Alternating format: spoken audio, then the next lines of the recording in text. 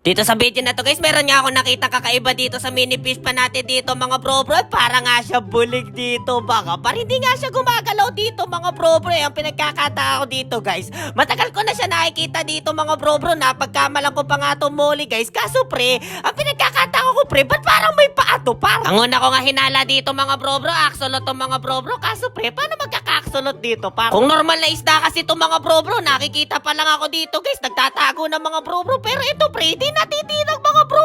Kahit nandito na ako dito pre, tututukan natin ang camera dito para yung pre hindi pa rin siya natitinag dito guys ayun pre sobrang lapit na nung camera dito guys. Ano kaya to para nga malaman natin dito mga bro kung anong hayop yun isda dito guys. Nag-setup na nga ako dito ng fishnet dito mga bro at kinabit ko na nga sa kawayan dito guys para malaman natin na sabay-sabay pre kung ano ba talaga yun baka par. Medyo kinakabahan ako dito mga bro feeling ko guys yun din yung umuubos na molly natin noong unang lagay natin dito mga bro matagal ko na nakikita yan guys kapag nagpapakain ako dito par, ba't ako may malaki na molly dito mga bro yung pala pre, hindi siya molly dito mga par kasi nung naaninag ko pre, meron siyang paa dito guys. Umalis na ba pre? Check nga natin dito mga bro hindi pa ata umalis pre. Wait lang pre, ayusin natin camera dito pre. Tuto ko sa inyo pre, pre para makita nyo din pre. Hindi pa siya umalis dito mga bro kasi para siyang bulig pre yung ulo niya dito mga bro. Nakakita na ako ng bulig na maliit dito guys pinagkakataon ko pre, bakit hindi siya natitinag dito mga bro kahit may tao na pre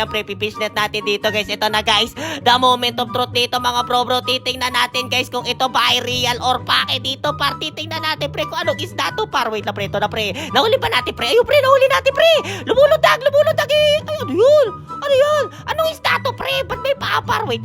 Dali muna natin dito mga bro. Teka! Ba't parang palaka to par? Ganito yung itsura ng palaka mga bro no? Ngayon pala ako nakakita ng ganito kalaki butete mga par. Pero ba't ganito pre? Yung nakikita kong butete pre, kulay itim pre. Ba't ito pre, iba kulay mga bro. Ano pa palaka to guys? Ito ata yung palaka kinakain paglaki dito mga bro naku po, medyo kabado. Ay may nakita akong ano pre, fingerlings pre.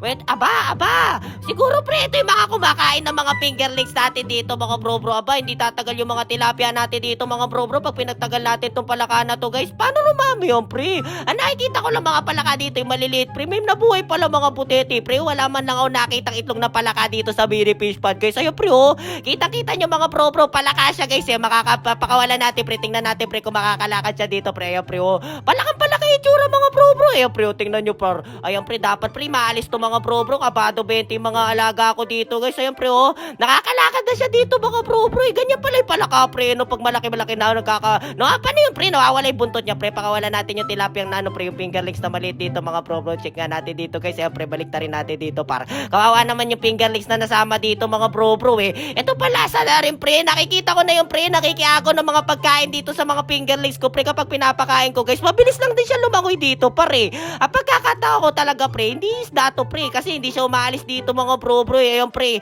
nana na yung pagtataka natin dito mga bro. Kita nyo pre, ganyan pala yung tsura niya pre. Palakang palaka par. Kailangan pre, hindi magtagal to sa mini fish pa natin dito mga bro. Ilipat natin sa bukid dito guys. Baka mamaya pre, pagka lumaki to sa mini fish pa natin pre, ubusin yung mga fingerlings natin dito mga bro. Medyo nakita ko na to pre, mabilis-bilis din sila lumangoy dito pare. Kasi may mga buntot sila pre. Ayaw pre, tsaka sa kabilang bukid pre, tsaka magparami pre. Palaka ka naman pre. Kaya mo na siguro mag-isa mo dito pre. Wait lang pre, ayaw pre, nice one pre. Diyan ka na lang para. Kaya mo na yung sarili mo dyan mga bro. Pasensya na pre, baka maubos yung tilapia ko dahil sa'yo dito pare. So wakas guys, naalis na din natin dito mga bro. Yung maliit na palaka na nga agaw ng pagkain sa mga maliliit natin tilapia dito mga bro. Kaya maraming salamat sa pagsaba sa walang kwenta natin content ngayong araw mga par. Yun lang, bye bye.